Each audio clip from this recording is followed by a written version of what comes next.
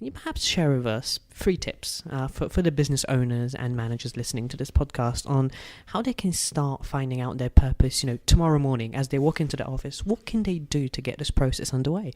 Other than getting the book, of course. Well, that would be a very good start, of course, to get the book. I think if it's 3 tips, I think if you don't already do this as a leader, tomorrow, instead of going to your office, go to the place where people buy your products or your services, or go and visit your clients, and do nothing else than observe, chat, speak. Don't seek to sell to them, but just observe, even perhaps try and buy your own service yourself.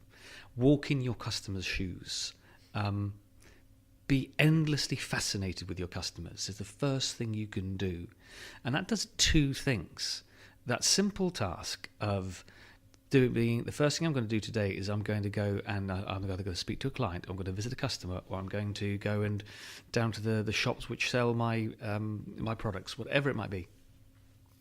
I think it does 2 things. One, it reconnects you with your basic purpose. Why am I here? What am I supposed to be doing anyway? Why have I visited these people? What possible difference am I making to their lives? And second, it gives you a real visceral feel for what people experience, the pain and the pleasure, that helps hardwire you when you go back into the organisation to think about where we've got to change or improve things, or why people are really buying us, and how that connects into the difference we make. So, number 1, get out and go about there. 2, walk around and ask people, or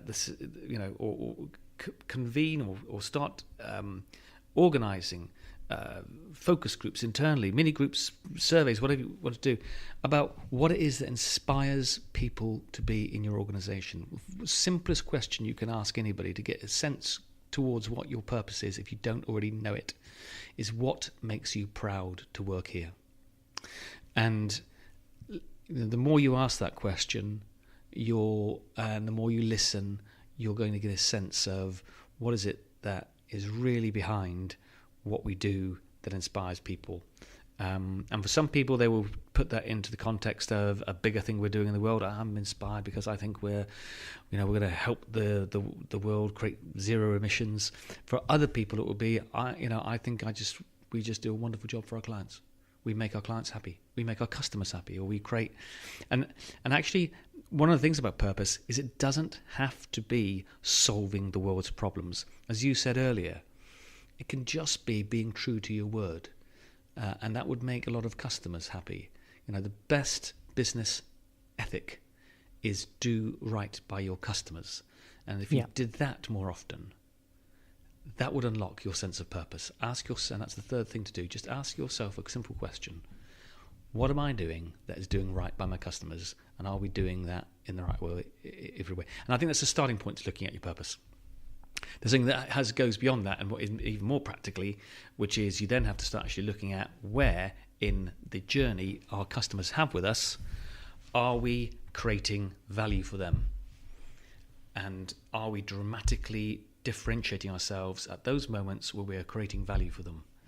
Because that's where, again, we're going to be able not only to unlock our purpose, but going to be showing how we are being purposeful in producing stuff for our customers. And a lot of companies talk about doing customer journeys, but they're very, very rarely do they make choices, hard choices about what they're going to do to make a difference.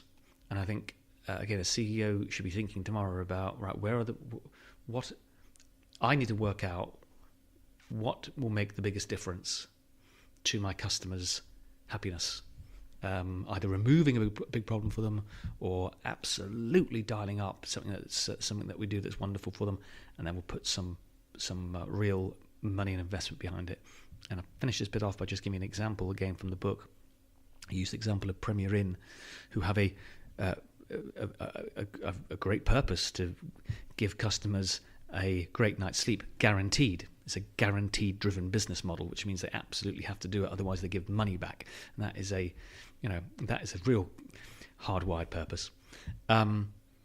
But there was a conversation going on about, well, what gives people a good night's sleep? Well, obviously the bed is a huge amount of investment in the Premier in bed. It's the sort of centerpiece of many of the communications. Back to the point we were talking about earlier, create something remarkable. I've got the bed. It's a 6-star bed in a budget hotel. That becomes the centerpiece of my communications because it's remarkable, it's experience, and it gets talked about. But there was another conversation going on about air conditioning. And air conditioning does interfere with a great night's sleep. And there was a workshop in which Sean was running. We talk about it in the book, where the board were talking about, right, what else do we need to do to keep this great night guarantee? And up again came the list of complaints: air conditioning. Why haven't we dealt with the air conditioning problem? Chief Financial Officer says, well, we keep talking about this every year. It's such a big capital expenditure. We always knock it back to the next year. And the CEO said, do you know what? We just got to do this. It's our purpose. Just do it, yeah. Let's put the money into it. And that's the final thing that people could start doing. Maybe not tomorrow. They need to do a bit of research first. But they probably know instinctively where they should be putting the money in the business to show that they're a purposeful company. That's, I guess, some of the practical things that they could do.